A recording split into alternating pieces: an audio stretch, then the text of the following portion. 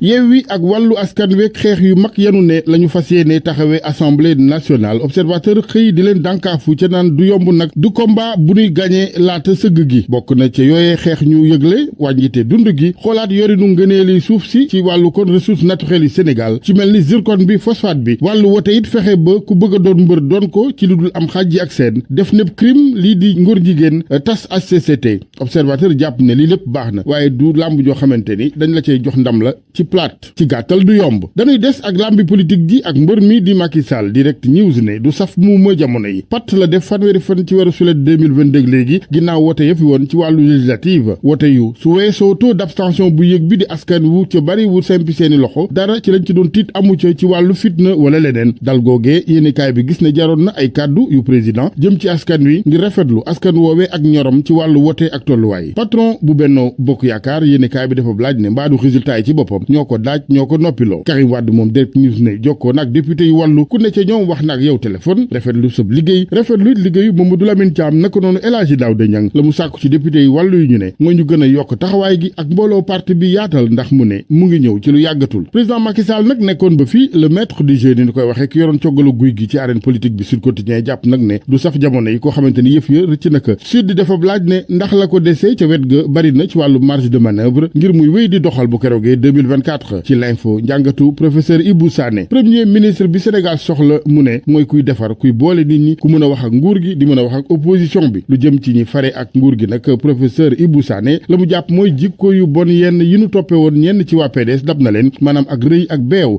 liggéeyatunu mu ne candidature am déet bu Macky Sall 2024 nag mu ne su ko waxoon tey ji leeral ko moom président Sall ne du doon candidat bu keroogee réew mi kenn dootu fi am jàmm di nga gis ay mbër yu ne bu xeet ku ne taxaw di bàkku ñuy xeex ak rayante seen biir muy nag ñi fareek président Macky Sall mu ne ak ñi ci opposition bi yépp daanu xeexoo ne ay dof ci gis-gisu professeur Ibou Sané PDS mu ne parti bi su Karim Wade dikkaatoon dina dekkiwaat ndax militants yi demoon feneen daañ dellu si PDS deewul bokk na ci parti yi gën a samp ci réew mi li ñuy woote gauche nag ci arène politique bu Sénégal professeur Sané jàpp ne gauche mu amatul ndax bu njëkkaan lañ daa xeexe muy ngëm-ngëm idéologie wala gis-gis waaye léegi mu ne ñenn ci ñoom pouvoir ak poste rek dossier Adji Sarr Ousmane Sonko le professeur beneen Iba Barry Camara waxtaane moom ci yéenekaay bi di Source A jokkoo gi ci ñenn ñi jokkoo ak cour européenne des droits de l'homme mu ne loolee ak naxe rek la cour boobee di ëttub àtte yoonam newul ci mbiri Ousmane Sonko Adji Sarr ndax ya muy faral di àtte mooy wàllu génocide paategu law ca yaatu ci askan walaw xeet ay torture di métital ak it ñaawteef yu bon mbiri Adji Sarr Ousmane Sonko déni justice amu ca yëf ya mu ngi ci loxol yoon te ñu ngi koy doxal mu ngi ci instruction ca la ñu toll mu ne kon waxi cour européenne droits de l'homme yàq sa wax la